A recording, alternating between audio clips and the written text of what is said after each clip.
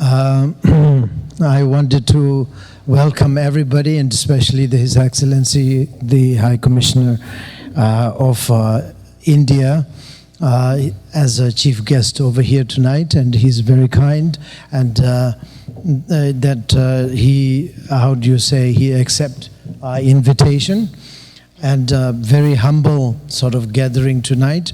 And my people over here, they wanted to sort of show you guys the movie of Yatra a little bit, maybe full may be taking quite a long time, but I don't know what the arrangement is. I don't know. But anyway, before that, they were requesting or asking me to say a few words about Padyatras and what really all about. And first of all, I just wanted to let you know that you all, of course, think that I am a Buddhist. Of course, I am a Buddhist. There's no doubt about it. But Buddhist should not be seen as a religion. It is really a path of process of one's own development, of one's own life, for instance. It's just a practice or way of one's own sort of development, of one's own sort of direction, life direction. There is no such thing like a religion in the Buddhist theory. Religion to me is how do you say, believing in a creator. The life should be created by somebody else. So then if you believe in a creator, then it is a religion. So the Buddhist doesn't necessarily believe in a creator. If you want, you can say creator is karma, our karma. The karma is a Sanskrit language, the Indian language, saying that our action creates our life, our world. So the action is the most important to watch and to sort of like to be sort of under control. So this is what I was really practicing ever since I was very young. I am very, very involved in this sort of activities of cleaning environment. Even from when I was 6-7 years old, I can still remember that I was running around cleaning and helping sort of gardeners to clean the gardens, and also to sort of like to save the insects from being killed, and all these things. I have been doing this ever since I was very small. And when I took responsibility to look after the lineage of Drukpa, the dragon lineage, that is of course one of the major lineage of the Himalayan region, then I started to sort of do a bigger version of humanitarian kind of activities, such as saving trees and planting thousands of trees, and also looking after the water to sort of purify, and also preserve, you know. And I was ever since I was quite small, I was not very happy when people uses water for a kind of, let's say, for no reason, or something like a waste a lot of water. I somehow wasn't very happy then already. So, but then lately, of course, I was also sort of nominated as the guardians of Himalaya, as a water keeper from UN, United Nations. That's also sort of encouraged me to work that direction, little more closer and more sort of like a depth. And so therefore, sort of like I'm now looking after the water. Looking after the water means in the sense that to make sure that the waters are kept clean. For example, where I lived in Ladakh, just in front of my monastery, there's the Indus River is coming from Mount Kailash. And unfortunately, a lot of tourists and all these things, a lot of populations and local people are not that bad, but that the people coming from outside, they are careless and maybe they are just visitors, so they don't really have the responsibility. They feel that they don't have a responsibility to look after the water there, just because they are visitors. So they have been sort of like they feel little relaxed, too relaxed. So then they throw non-biodegradable items such as the plastic bottles and plastic bags and papers and et cetera, everywhere. Plastic, glasses. So they throw everywhere, and then of course it become like a mountains, and So this really is a killer, and then it really pollutes the water. So I've been sort of concerning about that for a long, long time, and lately I was really leading hundreds of people, so-called Yatra, and picking up all the non-biodegradable items from everywhere, and then take them to recycle. So we do this, So this is also one of the action that we are doing, just to promote or raise the flag, I would say, raise the flag of awareness. That's all. Just to set up a small example, so that the people will be people will sort of be, motivated in all over the world. So this is what I am doing. I am always doing, like now 5 to 6 years ago, I have been doing this so-called Padyatra, Green Odyssey, whatever you may call, or sometime Peace Padyatra, sometime Eco Padyatra. This depends on whatever people want to call. For instance, last year, the Sri Lankan government invited us, and they want us to call it Eco Padyatra, Peace Padyatra, rather than Eco Padyatra. So that was called Peace Padyatra, because they want peace more than the eco, because they are, to tell you truth, the Sri Lankan, whoever did, but the Sri Lanka is very, very clean. Quite clean, surprisingly, very, very clean. Environmentally, they were very friendly, I think. They have been very friendly. And so they requested to call it Peace Padyatra, so we did a Padyatra for 1 month. And but normally I call it Eco Padyatra, because I just wanted to really be eco-friendly, to raise the flag for eco-friendly awareness. So that's the reason I'm doing it. Why I'm doing this, why I'm so interested in doing such kind of thing, which is, now a couple of days ago I came here. Ever since I came here, lots of newspaper interviewer, and also television, radio, all the interviewer, everybody wants to know, and it's quite interested, for them it's a very sort of like a curious, that why me as a religious person take that much of interest in environment case, and why I am so interested in sort of promoting women.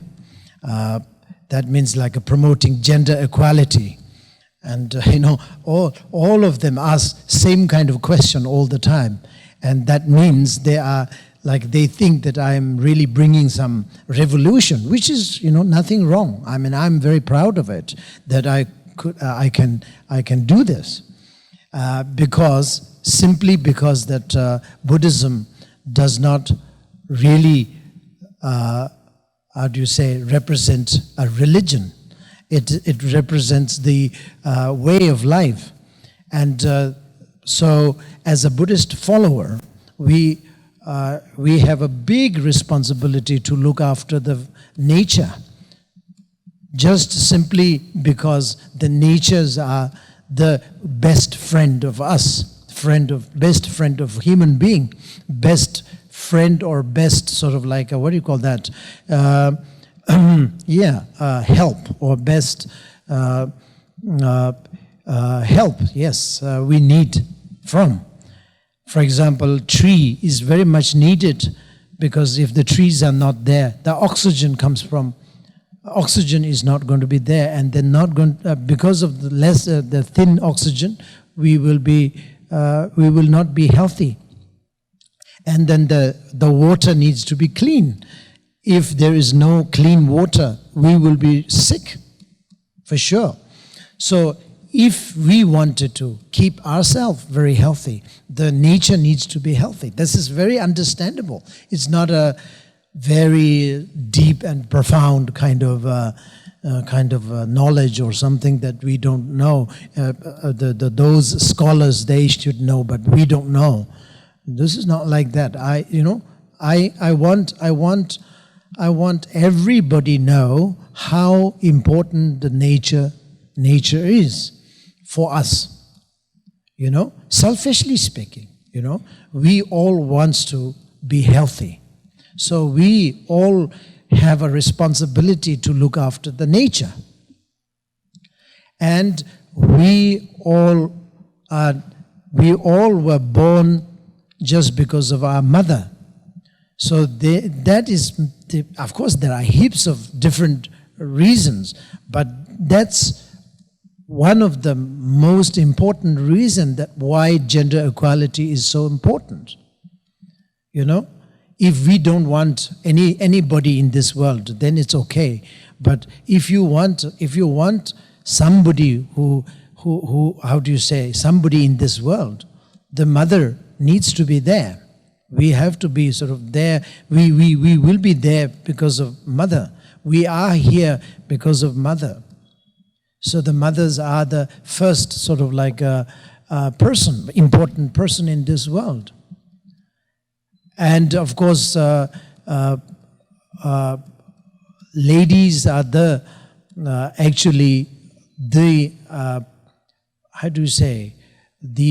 the one who has the attitude of taking care of each other, taking care of others. And of course, I don't have to tell many things, but you will know what I'm talking about. So therefore, gender equality, even though the gender equality is not seems to be not very important according to many religion and many traditional culture, but in that sense, I always say that the religion is not that priority to be followed. And culture also is not the priority, the first priority to follow. You have to follow the logic. You have to follow the logic, the human logic.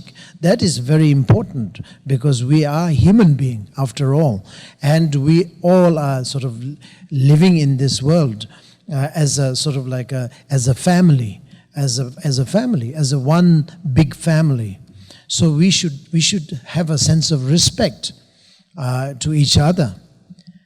And just a while ago, I was talking about how important to have a respect to the nature. That is true, that nature is very much the part of our life. As I mentioned, then if natures are not there or not healthy, then we are not going to be there or we are not going to be healthy. So the earth is that same. The earth has to be healthy in order us to be healthy. Water has to be healthy in order us to be healthy. And air has to be healthy there shouldn't be any pollution, so that we will be healthy. So therefore, selfishly speaking, we have to be taking responsibility to take care of natures and to take care of others in order us to be healthy. This is the reason I'm saying selfishly, Buddhism, maybe, the fanatic Buddhist people, followers, they may not like me to say that, because they always say that, no, don't be selfish. Don't be selfish. The Buddhism is always selfless religion, selfless theory or practices. You cannot think about yourself. But I don't believe in that. Even though Buddhists say that, I don't believe in that. My logic says you have to be selfish. If you cannot be selfish, you cannot look after yourself. If you don't know how to look after yourself, or if you don't have any sense of looking after yourself, then you have no reason why you have to look after others. Because you don't know, or you don't have any sense of looking after yourself. Why you have to look after others? Logically. So therefore, first you have to know how to look after yourself, how important you are for yourself. And then the example applies to everybody, and say, okay, the other, he or she is also equally important, because, I am very important to myself. Then of course, why not? He also should be equally important to himself. So I'll have a mutual respect to him also. So I will understand deeply, because I know how important I am. So I am the first priority, but he is also at least a second priority. So when you think about then bigger version of it, then of course the earth is very, very big, important, very, very, very the most important thing, because the earth where we live, it's a so-called what you call here like Inca and the indigenous, they all call it like their religion, shamanism and all these religion, they call it Mother Earth. So why they call it Mother is because we live on it. We have to, what do you say? It's the kind of, we live on it. We are very fully depends on this earth. So therefore it is called Mother Earth. So we have to respect the Mother Earth. We don't call, we Buddhists don't necessarily call Mother Earth, but it is Mother Earth because we live on it. So it's similarly that of course water, we live on the water, we live on tree, we live on the air. Otherwise we will not be able to survive. So therefore, now logically we have to look after everybody, in order us to be healthy, in order us to be happy.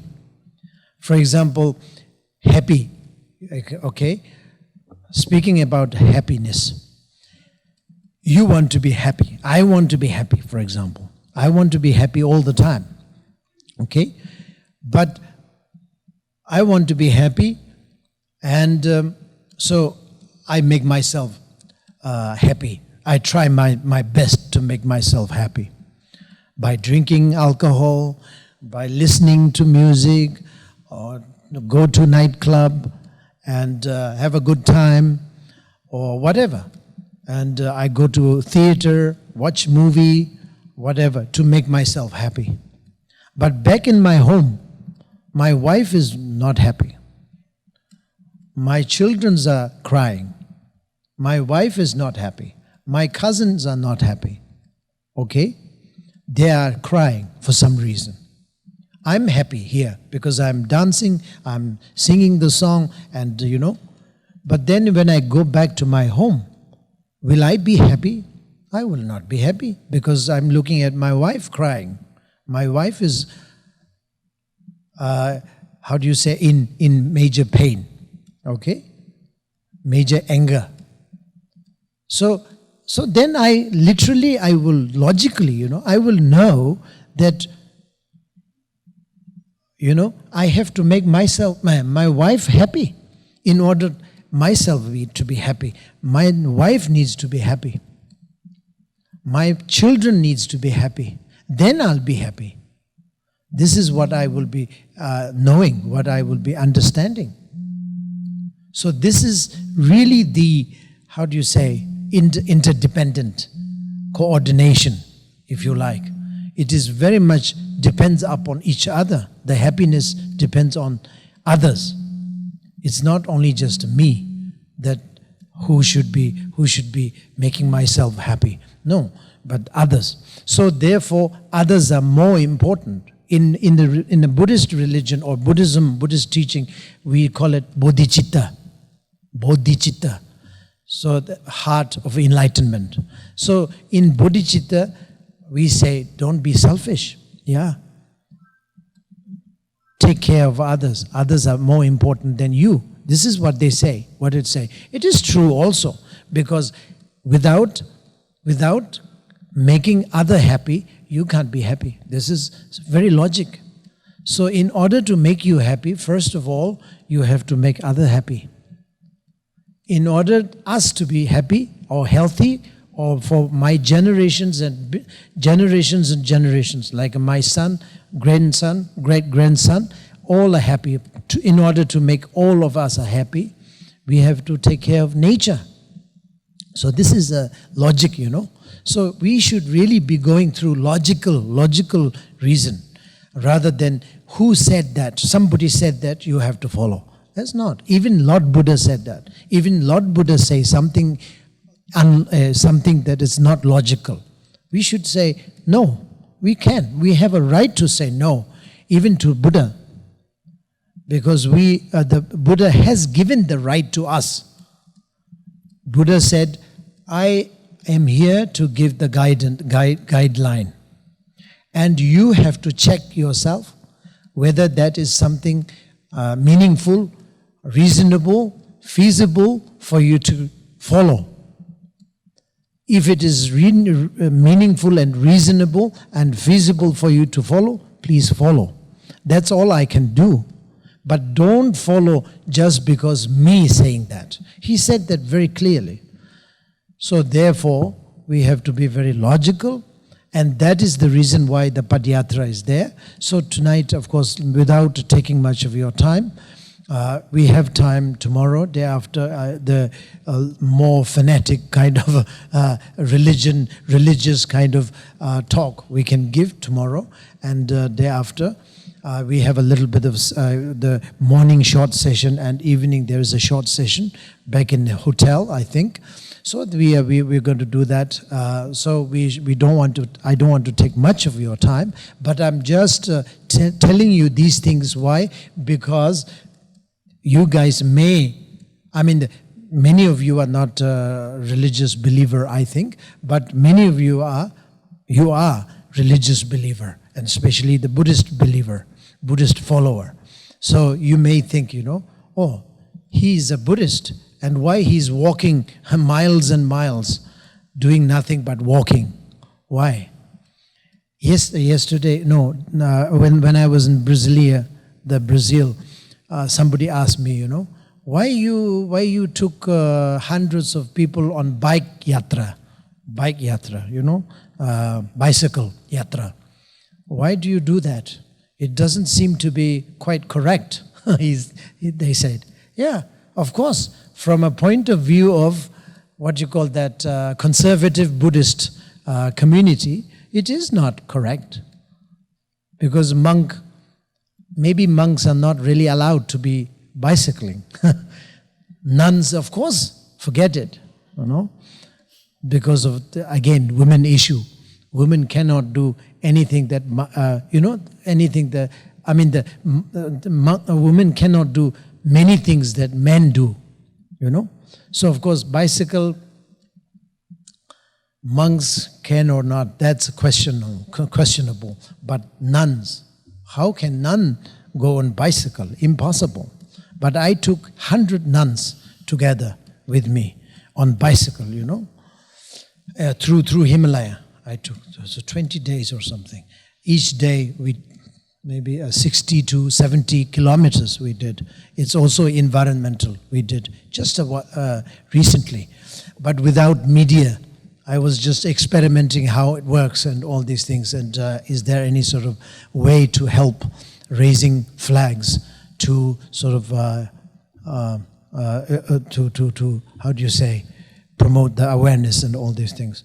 So, people ask this kind of question. So therefore, before showing the Green Odyssey film, I just wanted to brief you a little bit why I sort of initiated this kind of activities. And of course, this film was inaugurated in New York and inaugurated in many places, of course. But recently, we inaugurated in Goa, in my own country, India, with the help of the Film Festival Association, and we did a quite good job. Many people enjoyed, and many important guests were there. Of course, I don't have to name them out right now because it doesn't really make that much of sense to you guys. So that's what we did, and many people are happy because that's very much environmental kind of connected, and also Eco-Pad Yatra. The people like that very much for the generations to come. Thank you very much for listening my gossip, and now movie will go. Thank you.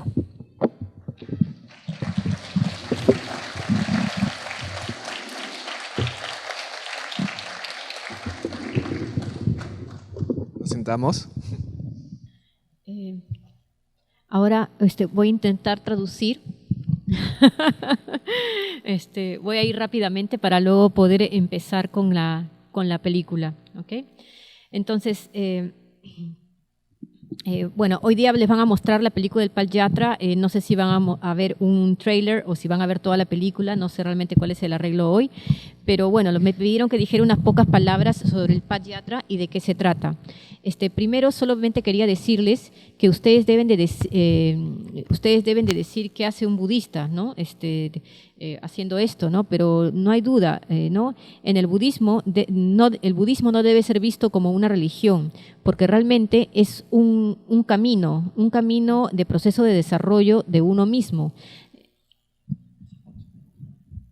Es una manera de desarrollarse, una dirección en la vida. No hay tal cosa como una religión. La religión para mí es creer en un creador. La vida fue creada por alguien, o creer en eso, ¿no? Si creen que hay un creador, entonces eso es religión. Los budistas no necesariamente creemos en un creador. Ustedes pueden decir que el creador es el karma, porque la acción crea nuestro mundo. Entonces la acción es lo que tiene que estar bajo control. Es lo que realmente he estado practicando desde muy joven. Y he estado involucrado en actividades, por ejemplo, como limpiar el medio ambiente desde muy joven. Ayudaba al jardinero a limpiar el jardín y salvaba a los insectos de ser matados. Y esto lo he hecho desde muy pequeño. Cuando tomé la dirección del linaje Drukpa, que es el linaje principal de los Himalayas, entonces empecé también a hacer otras actividades, como plantar árboles y cuidar del agua, tratar de mantenerla pura y preservarla. No estaba feliz cuando la gente malgastaba o desperdiciaba el agua. De alguna forma no estaba feliz y últimamente me han nombrado el guardián de los Himalayas, como el guardián del agua. Eso también me empujó a trabajar más en esa dirección y con mayor profundidad. Entonces, ahora yo cuido el agua y me aseguro de que esté limpia. En Ladakh, enfrente de mi monasterio, hay un río que baja, que pasa por allí desde el monte Kailash, y la gente local no es muy mala, pero los visitantes realmente sienten que no tienen la responsabilidad de cuidar el agua. Y entonces se sienten muy relajados y entonces tiran botellas plásticas, vasos plásticos, bueno, y cosas no biodegradables. Y luego se hacen montañas y montañas y contaminan el agua. Últimamente he estado liderando a cientos de personas para que recojan todos los ítems no biodegradables y llevarlos a un lugar para reciclarlos. Entonces nosotros hacemos esto es una de las acciones que estamos haciendo. Simplemente lo hacemos para levantar la bandera o la conciencia y dar un pequeño ejemplo para que la gente esté motivada en todo el mundo. Es lo que he estado haciendo por los últimos 5 o 7 años, Yatras o Yatras o Yatras de la Paz, depende cómo la gente lo quiera llamar. El año pasado en Sri Lanka, el gobierno de Sri Lanka nos pidió que lo llamáramos el Yatra de la Paz en lugar del Yatra, porque en Sri Lanka es muy limpio, ellos han sido muy amigables con el medio ambiente, entonces pidieron que lo llamáramos el Yatra de la Paz. Pero normalmente lo llamo Yatra, entonces esa es la razón por qué lo hago y por qué estoy haciendo estas cosas. Hace unos días vine a Perú y tuve muchas entrevistas con los periódicos, con la televisión. Todos querían saber, ellos estaban muy curiosos de cómo yo, una persona religiosa, le toma tanto interés al medio ambiente y por qué estoy interesado en promover la igualdad de género. Todos me preguntaron esto todo el tiempo. Ellos piensan que yo estoy trayendo una revolución simplemente porque el budismo no representa una religión y una forma de vida. Entonces, como un seguidor del budismo, tenemos una gran responsabilidad de cuidar la naturaleza. La naturaleza es el mejor amigo del ser humano, el mejor amigo para la salud. Los árboles se necesitan, si no, no habría oxígeno. Y si hay menos oxígeno, no tendríamos buena salud. Si no hay agua limpia, estaríamos enfermos. Si queremos mantenernos saludables, debemos cuidar la naturaleza. No es como un conocimiento difícil que no sabemos. Quiero que todos sepan qué tan importante es la naturaleza para nosotros. Todos queremos tener salud, entonces debemos cuidar la naturaleza. Todos hemos nacido por nuestra madre. Por supuesto, hay muchas razones, pero es la más importante la igualdad. Por eso es la más importante la igualdad de género. Si ustedes quieren a alguien en este mundo, la madre necesita estar allí. Estamos aquí por la madre. Entonces, la madre será la primera persona en este mundo y, por supuesto, las señoras, además, son las que tienen la actitud de cuidar a otros. Y, por supuesto, no les tengo que decir muchas cosas. Por supuesto, la igualdad de género parece no ser muy importante para muchas religiones o culturas tradicionales. Pero siempre he dicho que ni la religión ni la cultura son mi prioridad, ¿no? Ni la prioridad que debe de ser seguida. Debes de seguir la lógica humana, porque somos seres humanos y todos vivimos en este mundo como una gran familia. Entonces, debemos tener un sentido del respeto por unos con otros. Lo importante es tener respeto por la naturaleza. Si la naturaleza no está allí o no es saludable, no hay agua que beber o saludable para nosotros, entonces nosotros no tendremos salud. Debemos tomar responsabilidad de tomar cuidado de la naturaleza para estar saludables, ser un poco egoístas. Los budistas fanáticos siempre nos dicen que no debemos ser egoístas, pero el budismo es una teoría sin egoísmo. Te dicen tú no debes de pensar en ti mismo, pero yo no creo en eso. Tienes que ser egoísta, tienes que cuidarte, porque si no tienes el sentido de cuidarte tú mismo, entonces no vas a poder cuidar de los otros. Si no tienes el sentido de cuidarte tú, entonces ¿cómo vas a cuidar a otras personas? Tienes que saber cuán importante eres para los otros. El ejemplo es para todos, el ejemplo es para todos. Es que pensar en por qué soy importante para mí mismo, por qué soy importante yo mismo. Entonces, ¿por qué? Porque tengo que cuidar de los otros, ¿no? Entonces, también tendré un respeto mutuo para los otros. Entonces, sabré qué tan importante soy y el otro también será la segunda prioridad. En una versión más grande, la tierra es lo más importante. ¿Por qué la llamamos Madre Tierra? Porque vivimos en ella, somos totalmente dependientes de ella, entonces la llamamos la Madre Tierra, entonces tenemos que respetarla. Nosotros los budistas no lo llamamos Madre Tierra, pero nosotros vivimos igualmente en ella, dependemos de su agua, de su aire, de otra forma no podríamos sobrevivir. Entonces si nosotros queremos ver a todo el mundo feliz, y entonces estamos hablando de la felicidad, tú quieres ser feliz y tú quieres que los otros sean felices. Y entonces yo trato la mejor forma de que yo hago lo mejor para poder ser feliz. Y entonces a veces para ser feliz, entonces voy y tomo alcohol o simplemente me pongo a tener me comienzo a divertir o veo una película y yo mismo me hago feliz. Pero luego llego a mi casa y mi mujer no está feliz, mis hijos están llorando, mis primos están llorando, ¿no? Yo estoy feliz porque estoy bailando una canción, pero llegaré a casa y no estaré feliz porque mi esposa estará en dolor o enojada. Pero lógicamente sabré qué tengo que hacer para que mi esposa esté feliz, para que mis hijos estén felices y entonces yo seré feliz. Esto es interdependencia, coordinación. La felicidad depende de otros, no solamente de mí. Depende de otros, por eso los otros son importantes. En el budismo a esto le llamamos la bodhicitta. La bodhicitta es el corazón de la iluminación y te dice no seas egoísta. Si no haces a otros felices, no podrás ser feliz. Para que tú seas feliz, tienes que hacer a los otros felices. Generaciones y generaciones posteriores, mis hijos, mis nietos, tataranietos, para que todos sean felices, tenemos que cuidar entonces la naturaleza. Tenemos que seguir la lógica en lugar de seguir algo que alguien lo dijo. Tenemos el derecho de decir no. El Buda no nos ha dado el derecho de decidir. El Buda dijo, yo estoy aquí para enseñarles el camino, pero ustedes tienen que ver si lo que yo estoy diciendo es razonable, si es factible y si es significativo. Y si es así, por favor síganlo, pero no lo sigan simplemente porque yo lo digo. Entonces nosotros tenemos que ser muy lógicos. Y bueno, discúlpenme que me haya tomado mucho de su tiempo. Mañana vamos a hablar un poco más de temas medio fanáticos religiosos. No quiero tomarme más de su tiempo, pero yo les estoy diciendo todo esto porque algunos de ustedes son budistas y bueno, aunque otros probablemente no, pero yo quería que ustedes supieran por qué yo camino millas y millas y millas y que no lo hago por nada, ¿no? Y por qué yo llevo a cientos de gentes, por ejemplo, últimamente llevé a cientos de personas en un yatra en bicicleta, no yatra, sino en un yatra o en una peregrinaje, digamos, en bicicleta.